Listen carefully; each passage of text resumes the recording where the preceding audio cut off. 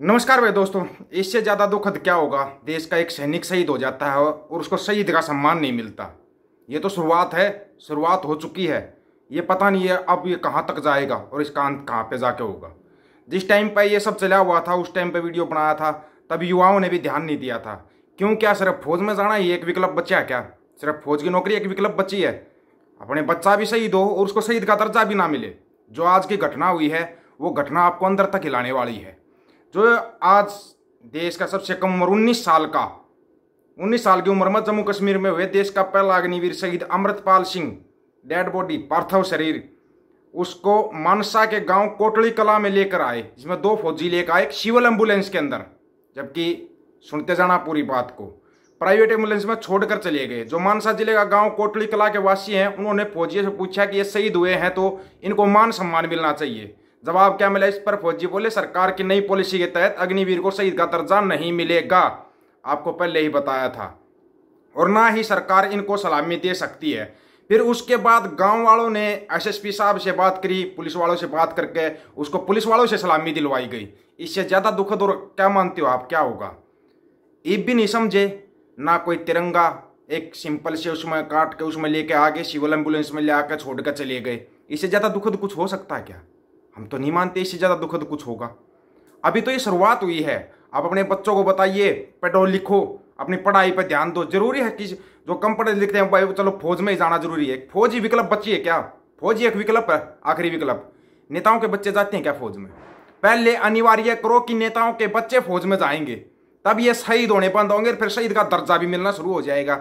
चाहे 2 साल के लिए भी नौकरी हो ना तो भी शहीद का दर्जा दिलवाएंगे। लगी हुई है गोदी media Israel Hamas, Israel Hamas. अपने देश के सैनिक शहीद हो रहे हैं, उन पर कोई ध्यान नहीं है। 2024 में देखना यही गोदी मीडिया तांडव नृत्य करती मिलेगी, तांडव नृत्य कर देगी एक सैनिक के शहीद होने पे। जिस प्रकार से वोटों का वो करते हैं ना, ध्रुवीकरण करते हैं, इसमें समझना पड़ेगा। जरूरी है क्या फौज के अंदर जाना? मेरे से कोई पूछता है भाई फलानी जगह फौज की भर्ती है, मैं तो मना कर देता हूँ। क्या करेगा जाके?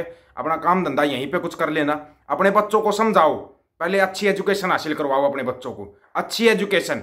उसके बाद अगर आपका पास जुगाड़ है ब्योंत आपका कि भेज सकते हो अपने बच्चों को, तो भेजिए। आप अपने बच्चों को विदेश में भेजिए, वहीं पर नौकरी कर लेंगे। जब अगर बिल्कुल ही जाना बंद कर देंगे तो ये अग्निवीर भी बंद हो जाएगा, सब कुछ बंद हो जाएगा। जरूरत पड़ेगी इनको, जब जरूरत पड़ेगी ना तब याद आएंगे इनको युवा। युवा किसी भी देश की रीढ़ की हड्डी होते हैं, लेकिन युवा क्या है? युवा बहक चुका है। युवा फिल्मों से तो इतिहास सीखता है, युवा को पता ही नहीं होता कुछ।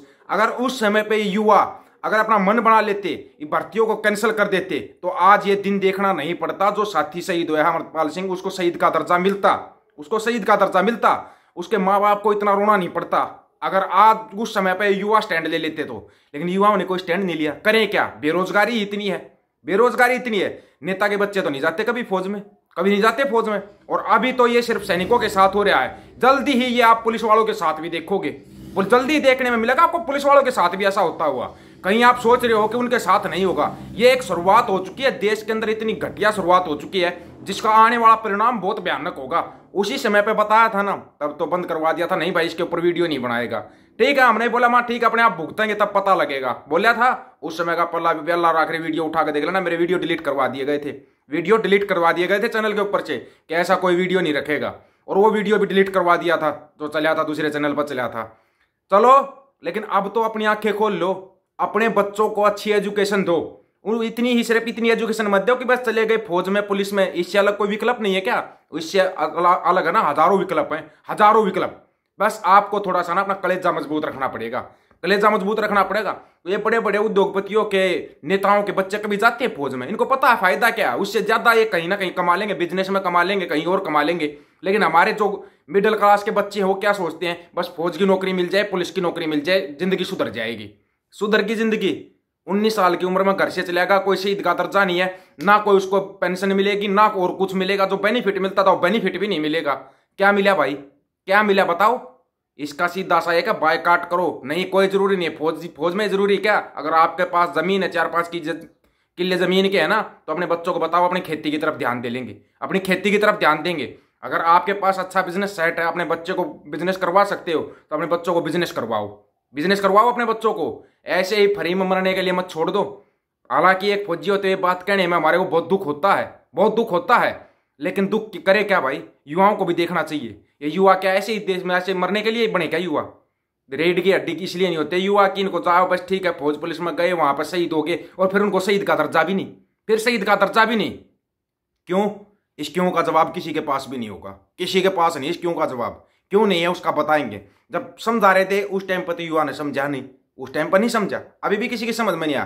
कितने छोड़ छोड़ कर भाग का आगे, नौकरियां कितने छोड़ कर आगे, 80-85 बंदे नौकरी छोड़ कर आगे। उनको पता था मिलना मिलना कुछ नहीं है, फ्री में अपनी जान गंवानी है। तो फ्री में जान गंवानी भाई, उससे अच्छा अपना यहाँ पे बिजनेस सेट कर लो। एक बार थोड़ा नुकसान होगा उसके बाद संभल जाओगे, एक दूसरे की मदद करोगे ना, अपना अच्छा कोई बिजनेस सेटअप करोगे तो थोड़ा बहुत नुकसान भी होगा तो आपस की मदद से उस नुकसान से बाहर निकल सकते हो।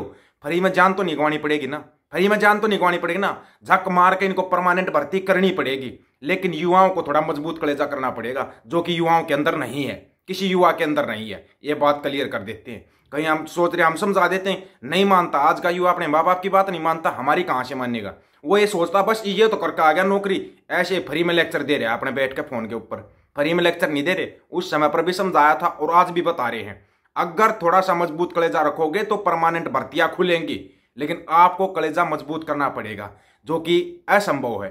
आपके अंदर इतना कलेजा नहीं है, असंभव है, क्योंकि बेरोजगारी ही इतनी बढ़ चुकी है कि युवा को तो चाहे 2 घंटे की नौकरी मिल रही ना, वो भी करने के लिए भाग रहा है। 2 घंटे की नौकरी भी करने भाग रहा है। ये हालात बना दिए हैं देश के। और फिर क्या क्या रखते हो? अभी तो ये एक पॉलिसी है, और जो पॉलिसी आई हुई हैं वो पॉलिसियां तुम्हारी खालगा, तो वो पॉलिसी उतारेंगी ना जो पॉलिसी आई हुई हैं। किसानों के लिए भी आ गई नई पॉलिसी, जवानों के लिए भी आ गई नई पॉलिसी, पुलिस वालों के लिए भी आ गई नई पॉलिसी। शांति रखना थोड़ा सा। पुलिस वाले सोच रहे होंगे हमारे लिए कोई पॉलिसी नहीं आई है, उनके लिए तो और भी जबरदस्त पॉलिसी आई है। आप भी याद रखोगे, ऐसी पॉलिसियां लेके आई हैं सरकारें, याद रखोगे। अगर आज चुपचाप रह गए अपने घर में दुपक कर बैठ के ना, आने वाला समय बहुत भयानक होने वाला है सभी के लिए, चाहे वो फौज में हो, पुलिस में हो, किसी भी चीज में हो, किसी भी वर्ग में हो, चाहे वो वकील हो या कोई भी हो, सभी वर्गों के लिए आने वाला समय बहुत खतरनाक होने वाला है। ये चीज आपको सोचनी पड़ेगी। करो बायकाट, नहीं जाना हमने, कोई भर्ती देखनी नहीं है, इन भर्तियों का बायकाट कर दो, सोल्यूशन अपने आप हो जाएगा। है इतनी हिम्मत युवा के अंदर, इतनी हिम्मत है, अपने बच्चों को समझाओ। कोई जरूरी नहीं है फौज की पुलिस की नौकरी, कोई जरूरी है क्या? अपना और काम धंधा देखो। नहीं है तो अगर आपके पास अच्छा सा खासा जुगाड़ है, अपने बच्चों को विदेश में भेज दो, वहां जाकर नौकरी करेंगे, वहां करेंगे नौकरी। इसलिए युवा विदेश की तरफ भाग रहा है। ये है मेन रीजन। क्यों? क्योंकि सरकार इतना मजबूर कर रही है कि हमारे देश में नौकरियां है नहीं, नौकरी करने के लिए दूसरे देश में भागना पड़ रहा है।